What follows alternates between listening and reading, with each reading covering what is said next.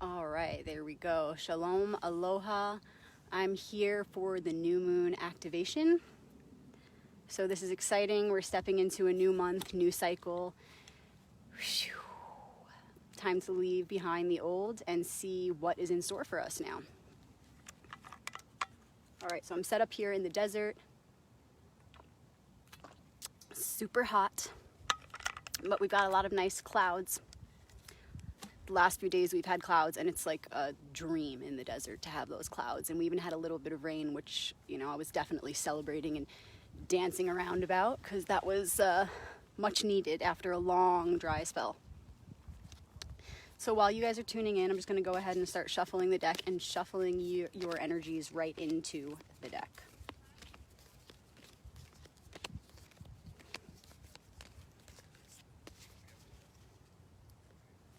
So we're starting a new cycle now. It's time to leave behind not only this past cycle, but all previous cycles.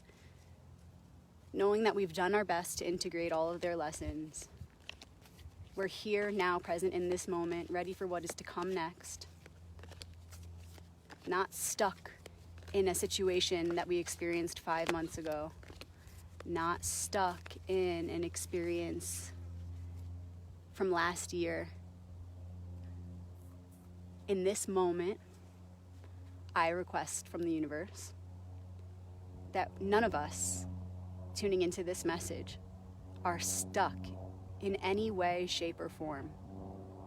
For this activation, at least, I request that anything that has been holding us back from childhood even, from past lives even, that block does not exist in this moment, in this activation, in this portal.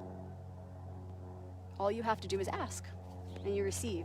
And because our power is multiplied, because we're all here together, this is something we can easily do, is ask for this. Okay, when we ask the universe, or we ask the one, or we ask Great Spirit, God, whomever, however you want to call it, when we ask for this favor that all blocks be removed, at least for this activation, in the name of the highest good of the one, of course it's going to be granted to us. The universe is a divine design. It's built upon a divine design. It's self-serving. It's pro-life. And so if we promise to use this information for the highest good of the one, then of course we should set the stage by asking, hey, can you help me to remove any blocks so that I can be the best open vessel, the best receptive vessel to do your work?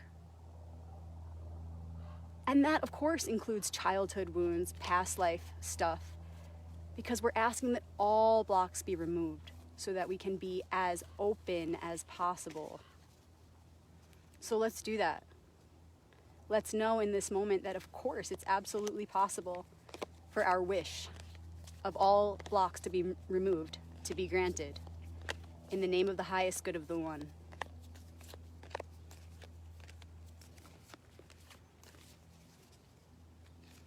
So go ahead and, after you've accepted that all blocks are now removed, connect to the deck.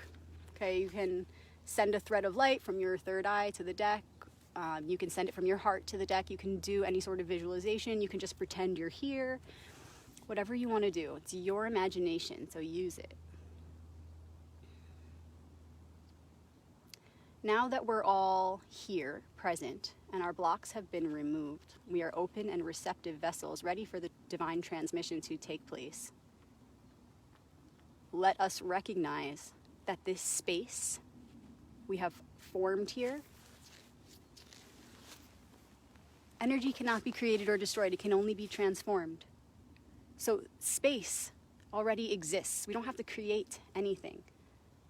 So in order to meet in the most expansive space, we can meet in the heart place. Okay, so your blocks have been removed. You're in your heart.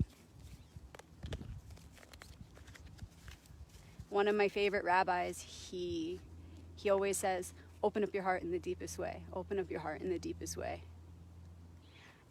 And it's it's so beautiful because he says it often, but especially when he's about to drop a piece of wisdom, you know? When he's about to say something profound, he's like preparing you, like, open up your heart in the deepest way. Open up your heart in the deepest way.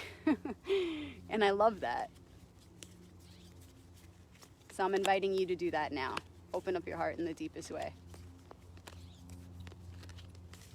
And for those of you who are maybe watching this and you've never seen this activation before, they've been going on weekly for years now.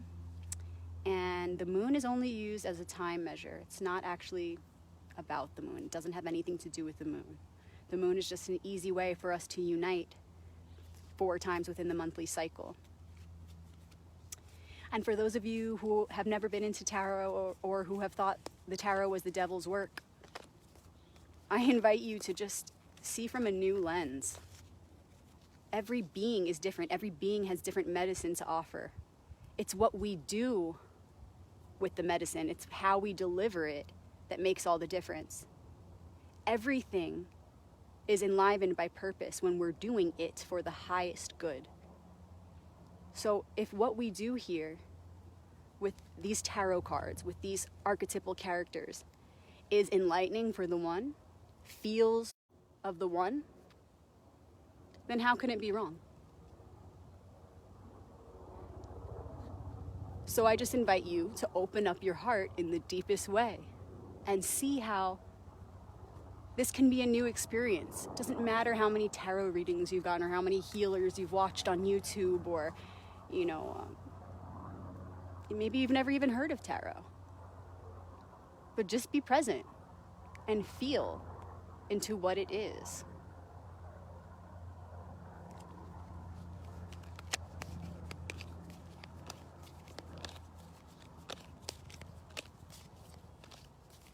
I recently published a book called The Royal Path, Activating the Archetypal Alliance Within. And in my book, I talk about how this archetypal wisdom that's been compiled into this science of the tarot is based on a pattern, a story that lives within each one of us, in our DNA. So you don't need these cards to get in touch with these characters. In fact, we do it all day unconsciously. Without awareness, we all day are embodying the different aspects of self, the different angles or angels of the universal mind. They're coming through us, and perhaps chaotically. Like I said, without awareness, disorganized.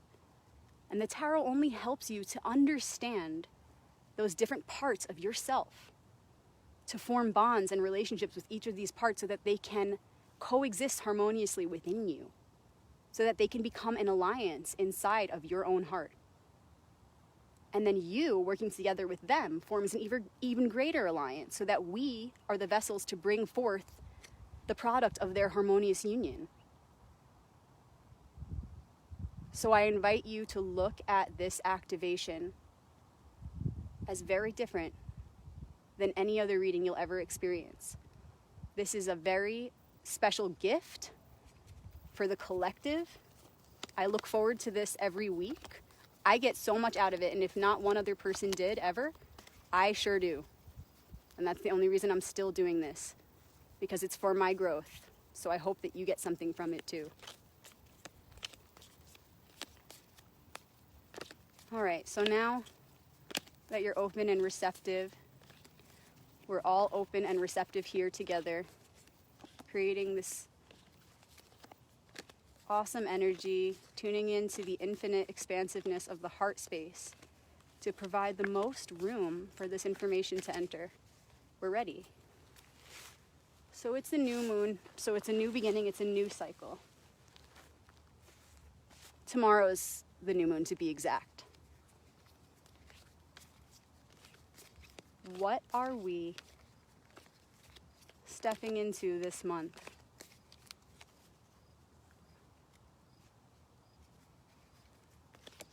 I want to see, and thank you, archetypes in advance, Faces of the One, for this information and guidance. I wish to know, what is the challenge for this month What is the lesson being offered to us? Because the challenge is also always the gift.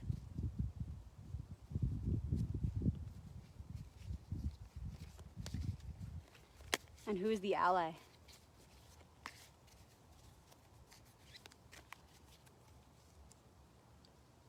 There's a little ant. Okay. All right. So we have the challenge. We have the ally. And I feel really strongly about pulling this one.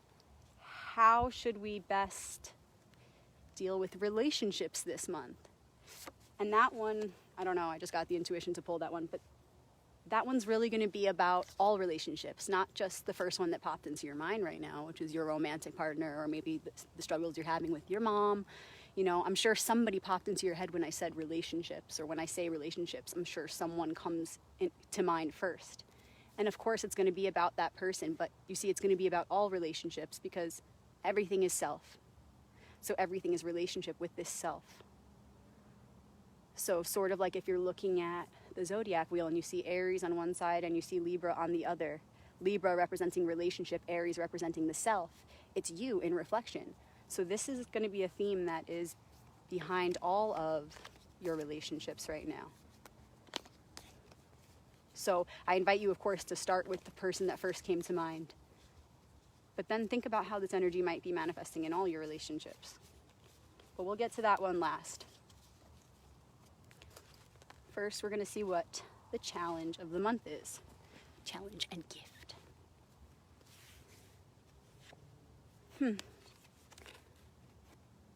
Right away, we start off with a major arcanum card. Right away. So, wow. Known as Temperance, but in ancient Egypt known as the Alchemist. This comes right after death. Death is 13. So what is that telling us? We go from death, which is really transformation, known in ancient Egypt as the Reaper, by the way, to 14, Temperance, or the Alchemist. After we go through a sort of death or transformation, we become this new self, and we have to write a new blueprint for this self. Okay, so this is kind of, you could picture this as like your astral self, or your higher self, or whatever you want to call it. Not yourself who's here on the material plane, not just this body. Rewriting the script, okay? See the water flowing through the cups? Balancing the polarities, the left and right, the active and the receptive, the masculine, the feminine. Balancing that. Look, 1 foot on the ground, 1 foot in the water, nurturing both our rational and our emotional nature. Okay, and then there's the illumination back there on the mountaintop. And what comes after Temperance, or the Alchemist? The devil, also known as the Black Magician. And so what we're really doing here, in between this death and devil, is rewriting the script, not necessarily to be perfect, but writing it in a way that it reflects the lessons that we need to learn in our next chapter. Okay, so this alchemist is providing the blueprint for what's to come next, the next lessons. What are we going to go through next? What do I want to go through? What do I see my weak points are? Now that I've transformed so much, what do I see that bringing into my future? Now this new me that I've just gone through all these experiences and all these challenges, I feel transformed, I feel new, and new moon, perfect. How can I now start changing my life to be tailor fit to the new me? How can I create a new experience to practice this new self and to inevitably call in challenges, because they are what helps me grow. So although I'm new now and I went through death, I went through the transformation, there's still more lessons. There's always the next level to reach. So at this point, we're really finding ourselves in a space of newness, feeling great, and knowing that with this next chapter we're stepping into, of course there's still going to be challenges. And it's good to know the secrets of the devil or black magician before we get there, because you always want to look to the card ahead, right? And the black magician is all about just making sure that you stay on track with where you're giving your energy. What channels are you directing your energy into? Are you using your magic for the highest good of one? Are you being selfless, or are you using your magic selfishly? Are you chained to the material world? Are you so materialistically entangled that it's holding you back, or hurting you, or hurting others? So it's good to think about that while we're here still, while we're not yet in the devil phase, okay? Some good things we might want to tell ourselves now, because of this being the challenge, would be, whatever happens next, I trust that it's for my highest good and for our highest good. I'm going to remember the mission that I'm on. If I make mistakes, it's okay. Mistakes are inevitable. I'll do my best, and God do the rest, right? I say that to my kids all the time. Do the best, do your best, and God will do the rest. But it's true. Mistakes are inevitable, but so long as we are doing our best, truly, and only you know if you are, to be present, to be aware, to make the best decisions we can as far as what we're thinking, what we're saying, what we're doing, then the mistakes will be forgiven, because we are honestly doing our best. And in hindsight, our mistakes become catalysts for our healing, for our further growth, because you can't stay on the path of the devil or the black magician forever. It's unsustainable. So even looking at this, if you continue the story from the devil, 15, we then have 16, the tower. Eventually, that tower is going to fall, and all that we build from that space of the black magician or the devil, selfishness, greed, will fall. And we can take as long as we want for this process to unfold. We can stay on the path of the devil as long as we want, because time is an illusion. And Great Spirit knows. It doesn't matter how long it takes. It's not about the time. It's about the quality of the experience. So as long as you need to take to be in that space of greed, selfishness, just know eventually it's going to get knocked down. I'm thinking of the song, "Sooner or later, God'll cut you down." But it's true. So the good thing is, even if we stay in this dark place for a long time, and we seem to be falling harder and harder, universal law says that the lower we fall, the harder we fall, the higher we'll rise, the greater we'll rise. So do what you gotta do. But personally, I feel if we know it's inevitable that we're to return to the light, that tower we build, or the life we build from that place of the devil, it's unsustainable. It'll be knocked down anyway. I personally believe, why even go that route then? Why not try our best to transform that energy, to correct our mistakes on our own, so that the rug doesn't have to be pulled out from under us later down the line? Why not just assist in the universal plan that's inevitably unfolding? Just my thoughts.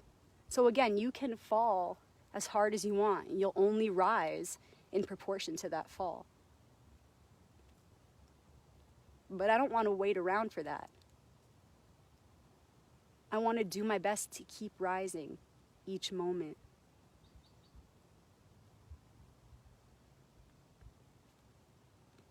So right now, this is the challenge and the gift. Temperance, okay? And temperance is also coming with the idea of patience,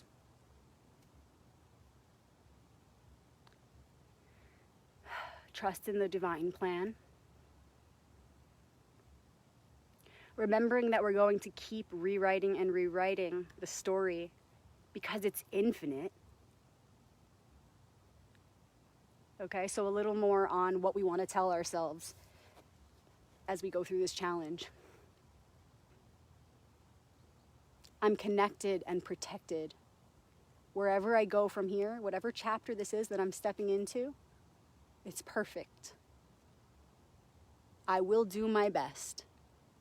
God will do the rest. I'm patient, trusting in the divine plan. I know my purpose. And I know that behind the material circumstances of what is about to unfold, my purpose is the key. Whatever situation I find myself in, whatever circumstances, I will remember my purpose, and I will use those circumstances to the best of my ability to fulfill this purpose for the highest good of all is one.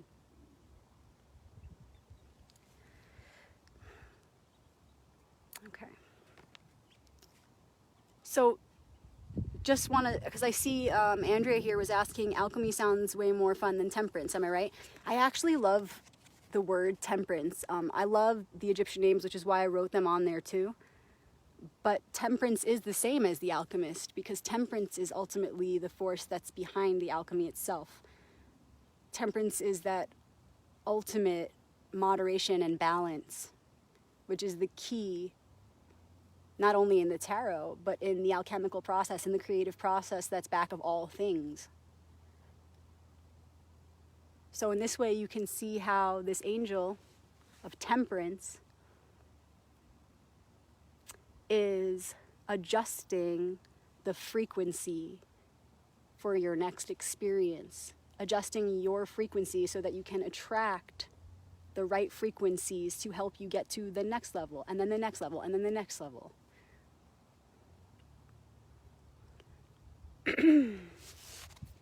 Okay, let's now go to our ally.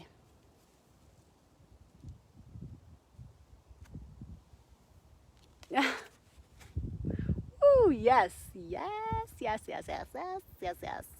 Let me move this a little bit so you guys could see a little better. Oh, okay, I think it's falling now. We got it. Bear with me, y'all. Okay. So, wow. Yes, yes, yes, yes. Ace of Cups. This is the overflowing heart. Hold on, you guys. I don't want you to drop out of the tree. You're sitting in a tree here. Okay, I'm just going to adjust it. This is so funny. If you guys could only see how you're in this tree right now. Okay. So Ace of Cups, the overflowing heart. Cups is the suit of the heart. It's the suit of emotions. And aces are initiations. They remind us that we have all of the raw power of the element that's being pulled. And then from there, we're reminded that we have all the raw power of all of the elements within us all the time. This is what the magician knows. This is why on the magician card you see that he has a tool on his table representing each of the elements. And he's the first card, number 1. Okay, the Fool, the 0 can be seen anywhere in the deck. But number 1, the magician, is the master.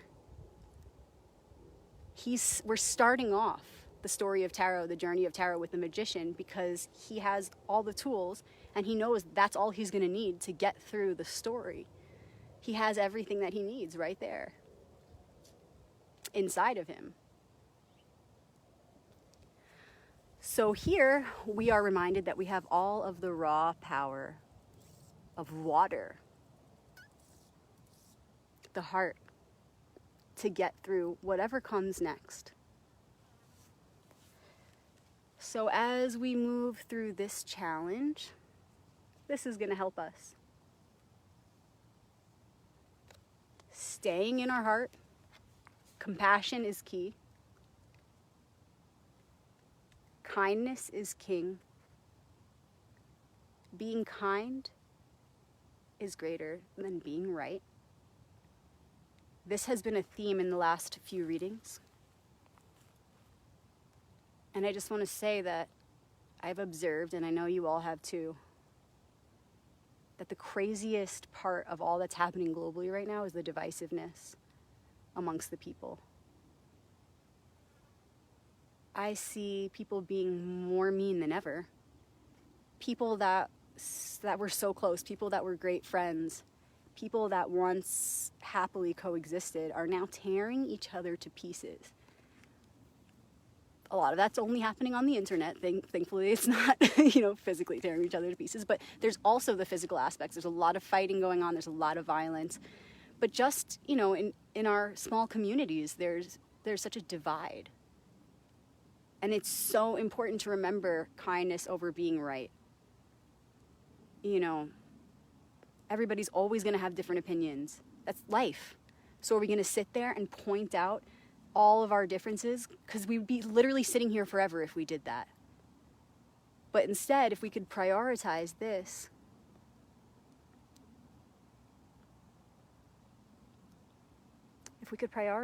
and remember why we're really here and why we're even struggling to make decisions as a collective consciousness, as a global consciousness, galactic consciousness. Can we just remember the real point, the real reason why we're here, what we're doing it all for? What's the ultimate goal in life, right? I see the crown and the heart. What is the king trying to master? What does he want for his people? Well, the queen, the heart. He wants to bring that to his kingdom. The crown is nothing without the heart. So we have all these laws and rules. For what? To protect us, to keep us safe, to keep us happy, and to keep us healthy. Life is precious, and we could all agree on that. So if we can just be patient, right? Be patient. And remember, especially in those moments where we feel so worked up, or we feel so frustrated, where we feel so impatient, if we can alchemize that in the moment and remember that despite our ego's desire to rationalize and overanalyze the information, the heart and the intuition says, don't. Stop. Go back. Stop. Go back.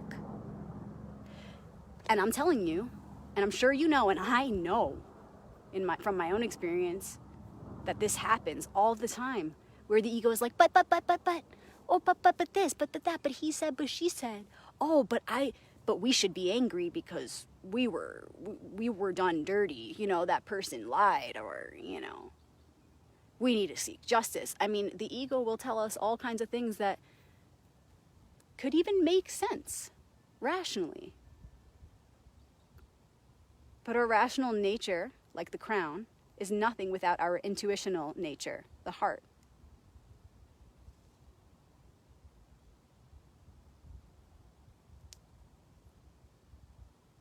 So if we just pause in those moments where we feel we're so right, I'm right, you're wrong. If we just pause there and remember the Ace of Cups, then we can transmute our hate into love and our anger into acceptance and compassion. I'm telling you, the ego is super sneaky. It's going to try to make us defend ourselves and justify this or that, justify their revenge. But nothing is more right and more honorable and more for the one than this. Ace of Cups represents compassion, the golden rule. That's how I see it. The overflowing cup, the goal, the grail. It's at the root of all religion, all cultures, because it's a truth that lives within our hearts.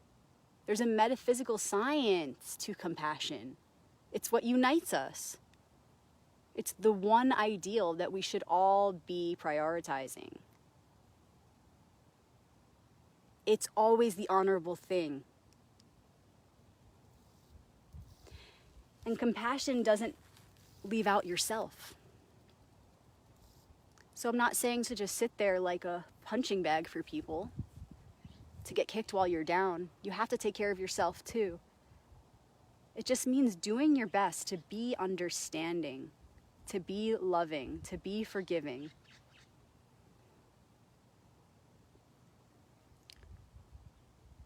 To do the least amount of harm on your path. Look, if you have to defend yourself, then you have to defend yourself. You are life. You are precious too. So just like you'd defend your little brother or sister or somebody getting picked on, you have to do that for yourself too, of course. It's just about choosing the path of peace. And I'm not saying choosing the path of least resistance. Because while that often is the right way to go, sometimes it's actually not. Sometimes the path of least resistance can lead us into vice, can make us lazy, and can make us forget our purpose. So I won't say the path of least resistance, but the path of peace and doing whatever we have to do to remember that life is precious. We're all in this together. We are one. We are connected. So just be patient, as patient as possible. Be kind. I'm not saying to be a sheep and obey everything you're told. I'm not saying to be a robot, an obedient robot. The story of Noah's Ark. He was so obedient. He ended up filling with so much guilt because he did not save anybody except the animals and his family. And he drank himself to death. His conscience got the best of him. And that's a big point to that story. So I'm not saying to behave that way. But just consider each moment. What thought, what word, what action is for the highest good of the one? The highest possible that I can think of, at least. Because all things are either for the highest good or they're not. That's it. So you can observe any thought that's coming up for you at any time. And you can pause and observe that and ask yourself, is this thought helpful for me, for the one? Is it going to help me maintain a frequency that will reflect that which I wish to manifest for myself and for the one? It either is or it isn't. You know what I'm saying? So you can apply that to all of your thoughts, and you can apply that to all of your words, and you can apply that to all of your actions. So as often as possible, we want to do that. As often as possible, we want to do that. It's the thing that we want to repeat and repeat and repeat. It's the process that helps us to filter out all of the falsities from the truth. This one question, is it for the highest good of one or not? This one question will activate your intuition in ways that it's never been activated before. And the more you do this, you begin to integrate that kind of a program into your awareness so that it happens naturally and effortlessly. And the ascension is never ending. And the realizations keep coming. You know, a lot of times people say like, wow, I had this great revelation or realization and I felt really good for a few days and then I crashed and I don't know how to get back to that place. And it's not about whether you're up or you're down. We're going to be both. Life is an endless roller coaster. But it's about maintaining this question in your mind of, is it for the highest good of one? So then even as you're going through a challenge and you're in a dark time and you're not in one of those illuminated, you're not experiencing one of those illuminated revelations, you'll still be able to carry yourself through and ask yourself, how should I grieve? How should I respond to this pain? How would it be for the highest good of the one? What should my response be?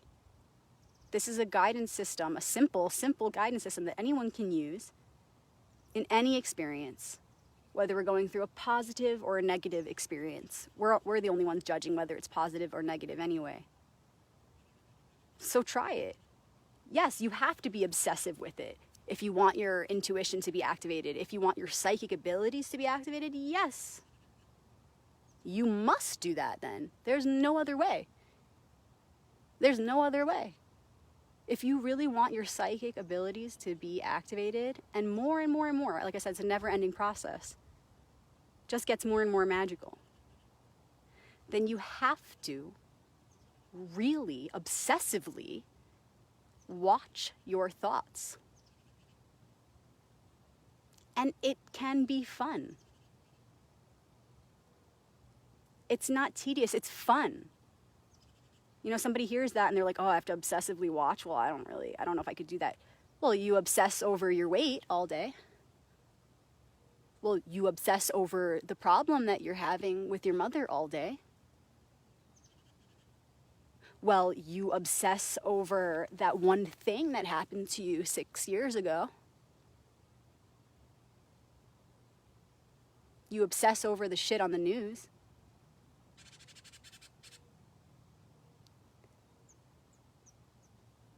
So why not obsess over this one simple piece of wisdom? This process. This bird is coming up. This process of filtering your thoughts, carefully choosing your words and actions, by asking, is it for the highest good of the one or is it not? And you got to do this every moment, like I said. You got to fill yourself with this. And a lot of people struggle with it because they say, yeah, well, everything is one but. Everything is one but. Yeah, everything is one but. We're in this material reality, so I'm limited in what I can do. No, wrong. It's not true. We have to stop saying everything is one but. But this, but that. Excuse. We have to actually integrate this knowing that we're one. And that's what's going to literally, physically, and interdimensionally shift our reality. Until more of us are doing this together as one, our world is going to look like it is right now. Destruction, chaos, protesting, divisiveness, hate, greed. It's because we're complacent. We're like, yeah, no, everything's one, but we still have to be here. Yeah, we have to be here. But let's shift this world. Let's rebuild this world based on truth and the divine design. The only reason things in our world seem paradoxical or contradictory to this truth that everything is one is because for so long we have been living from this space of having forgotten that all things are connected. So why should we continue to accept that? Despite the contradictions and despite the paradoxes, we need to believe in the truth of our oneness, guided by universal law, and start building from there. And how do we do that? From the inside out. With your thoughts. The first principle of Hermetics is the principle of mentality. Start there.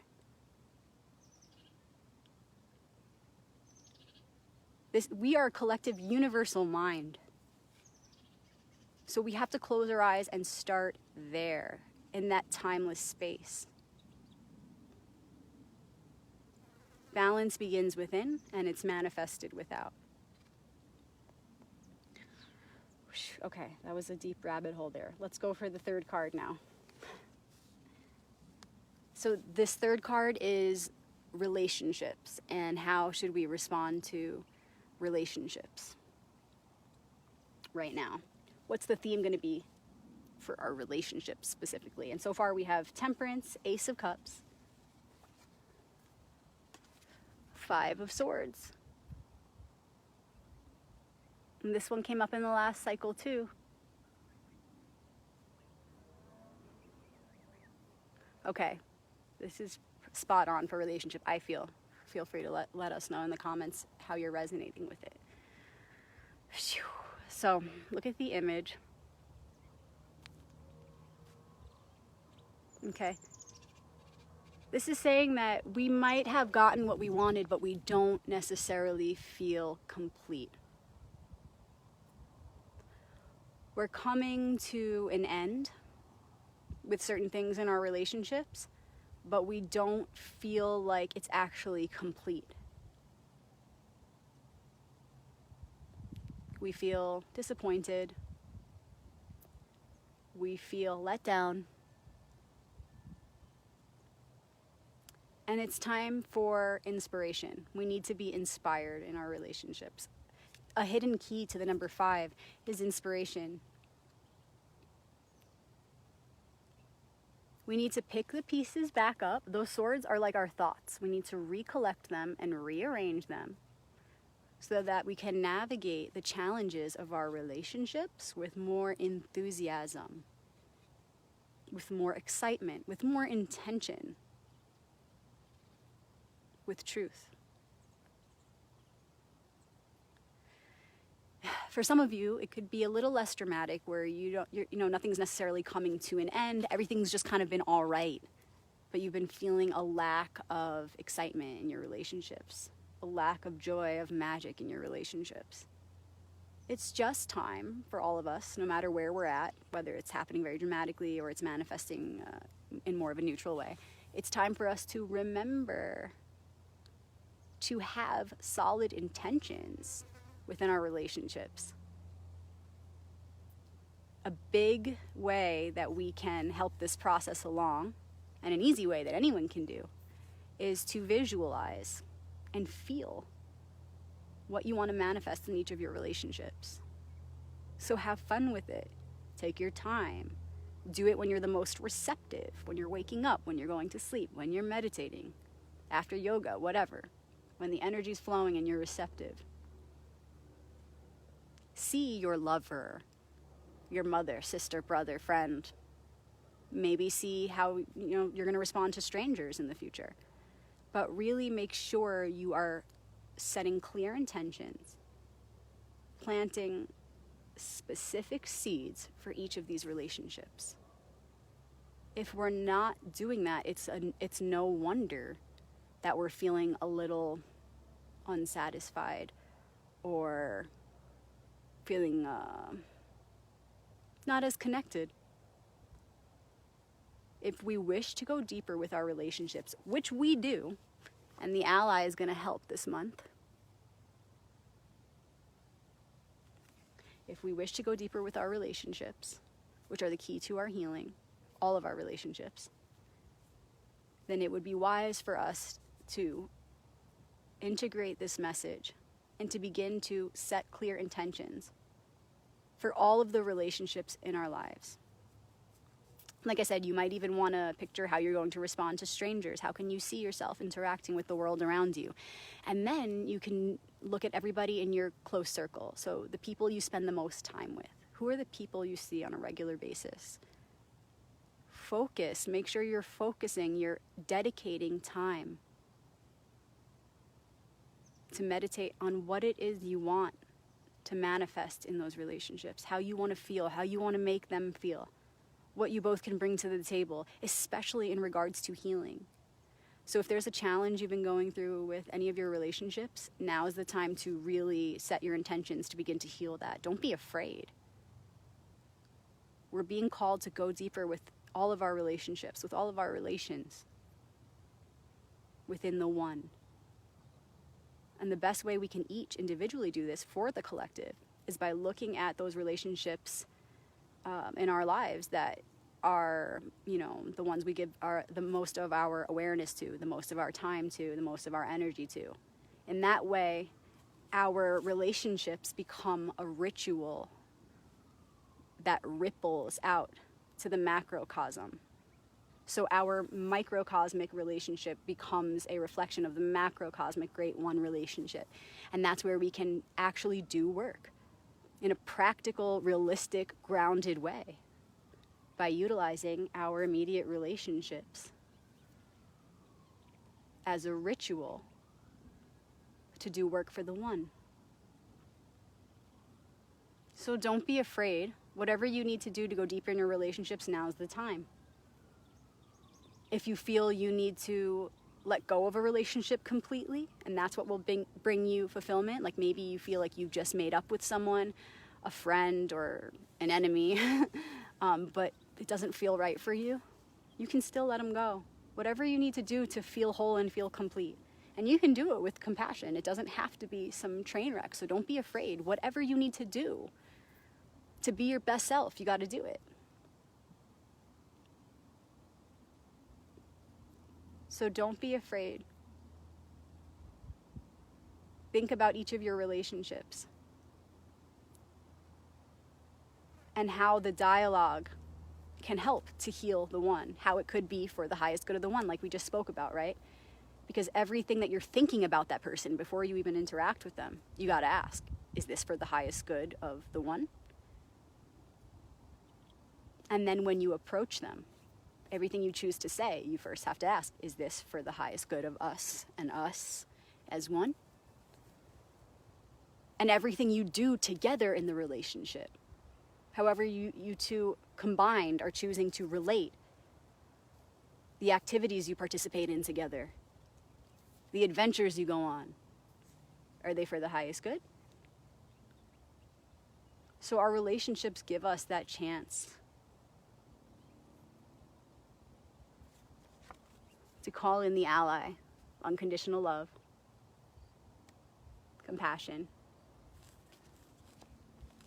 to live out this new blueprint we're writing. How better to experience this new blueprint than through all of our relations and our reflections? Getting to the work, doing what must be done to reach that level of fulfillment in all of our relationships. With some people it means letting go, with some people it means going deeper, and with others it means refining the way that we think about each other, and the way that we communicate with each other, and the way that we interact with one another. You can see how these are all connected now. It's like, all right, we're rewriting the blueprint. We're going to come back into our bodies. We're going to ground in and get ready for the next chapter. And whatever this next chapter is, we remember it's all about compassion, unconditional love. The overflowing cup is the goal, the grail. And the best way to begin this, the most efficient way possible for us to individually and collectively do this, is to pick up the pieces, stop sulking, stop being disappointed about this or that within our relationships, and do the work that we need to do to make amends, to make peace within ourselves and with each other. And make sure that we're dedicating time and energy to the process of meditating and visualizing how we want each of these relationships to go. How are each of my relationships going to be beneficial for the highest good of all as one? How can I use my relationship with my mother as an opportunity to perform a ritual that's going to help the whole? This is why honor thy mother and thy father is a commandment, because there's a metaphysical understanding behind that. The mother and father represent archetypes that exist within all things. And so how we treat them says a lot about how we treat the world and ourselves. So how can we see all of our relationships as containing all of these cards, as containing all of these cards within each one? We all have the archetypes within us. We all have this counsel inside. Okay, and let's explore that a little bit deeper. Looking outside of the tarot, what does this mean? Other than just the tarot or these characters. Inside, we each have an inner child, we each have an inner mother, and we each have an inner father. This is the Trinity. You can take the tarot and you can simplify it into this threefold system. Okay, this is again and again represented throughout occult symbolism and throughout all ancient cultures and religions. This concept of the Trinity, the three. How can you look at your relationships and see how it's always an archetypal discussion, however conscious or unconscious, between you and the people that you're connecting with? So for example, I'll use my mom again. Hi, Mom. How can I see the child, the mother, and even the father within her? How can I see her masculine, rational nature and honor that? And also simultaneously see and honor her feminine, receptive, intuitive nature. And then the inner child. And everything that comes with those three. The wounds that we've gone through in all of our lifetimes and in our childhood up until this moment. And the never-ending effort to balance that mother and father within, that masculine and feminine within. How can I honor that process within her and recognize that it's also happening within myself, and that essentially our parts are communicating to each other? How can I bring more awareness to this process? How can I be more conscious of this process? How can I assist this process so that what I think, say, and do is helping to heal the archetypes within each of us? So I invite you to bring this sort of archetypal awareness into your relationships, into your dialogue with yourself and with others. Because even within ourself, there are parts. There are many within the one. So how can you begin to understand your archetypes further? And how can you begin to understand the archetypes of those in your life? And from that foundational perspective, set the stage for this month ahead and how you want to use your relationships to help the one ascend, level up, bring heaven to earth.